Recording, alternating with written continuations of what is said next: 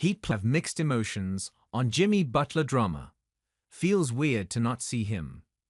The message behind the Miami Heat suspending Jimmy Butler for 7 games was clear, even if personal sentiments may vary. The main thing remains the main thing, with or without the 6-time All-Star in the lineup.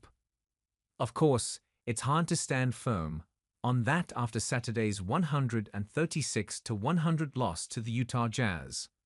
But the team's energy before the defeat was mostly that of a group trying to drown out the drama.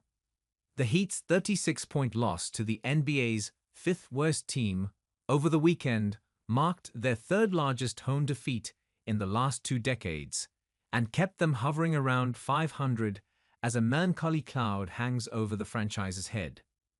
Beyond the scoreboard, Miami's energy has been impacted by Butler's trade request.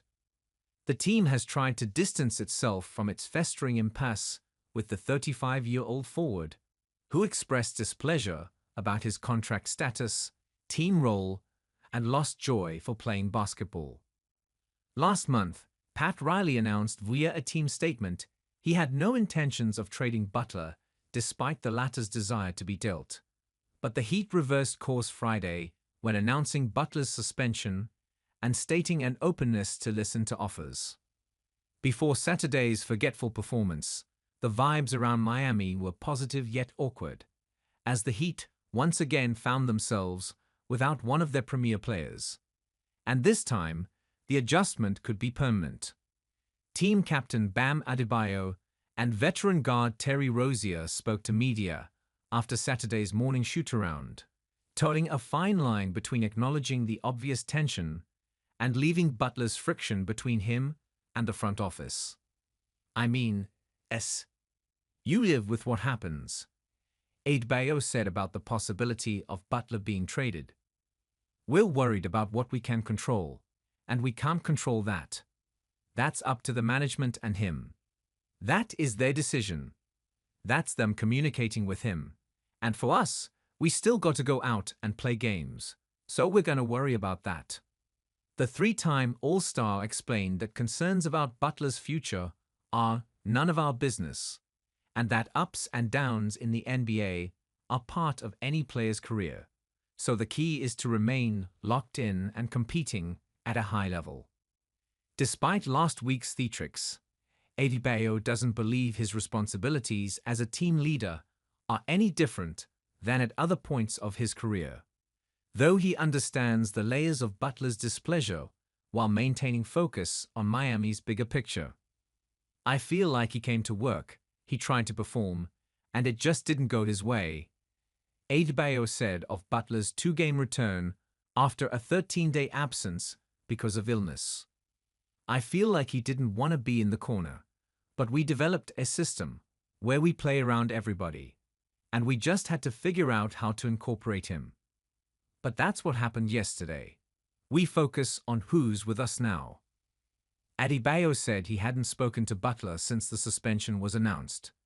He did not speak to the media after Saturday's loss. Rozier described the issues surrounding Miami as tough, echoing Adebayo's sentiments of focusing on the players the Heat have available and chalking up the external chatter as simply noise. "It wasn't no direct message, but just to keep our spirits high," Rozier said about thoughts he's recently conveyed to teammates. "And we got a great locker room. We got guys like Kevin Love, who's always keeping guys on their toes and making guys laugh. We got a lot of great guys in there, so we move on and find out what's best." Both players more willingly addressed the Butler beef than Heat coach Erik Spoelstra, who refused to speak about the 2023 Eastern Conference Finals MVP and allowed the team's latest round of statements to stand on their own. "I know there's been a lot the last 48 hours that has happened," Spoelstra said. "Terry and Bam have talked about it.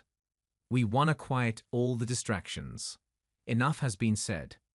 We have clarity, and we're just going to focus on this group in the locker room. That's what I want them to focus on.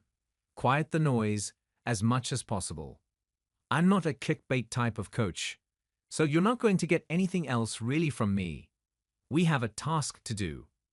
As Miami prepares for a 6-game road trip, it's impossible not to watch the clock and expect another shoe to drop, whether it's Butler being traded, him somehow, and possibly inelegantly, returning to the team, or matters being further strained by two distinctly strong egos further clashing.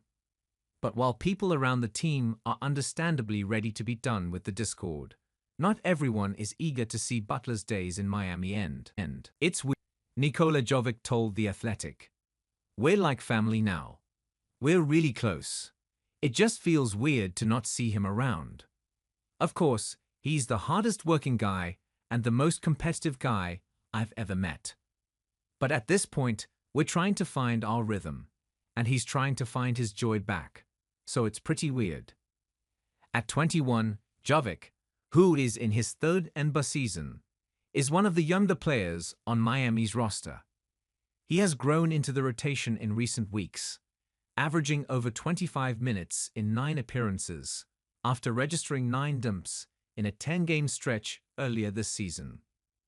He credits Butler for routinely being honest with him, even if the young forward says Butler's candid approach isn't for everyone. Jovic remembers how Butler influenced him and kept him encouraged while balancing time with the Heat and G League assignments on the Sioux Falls Skyforce, comparing Butler's impact on him to that of a big brother.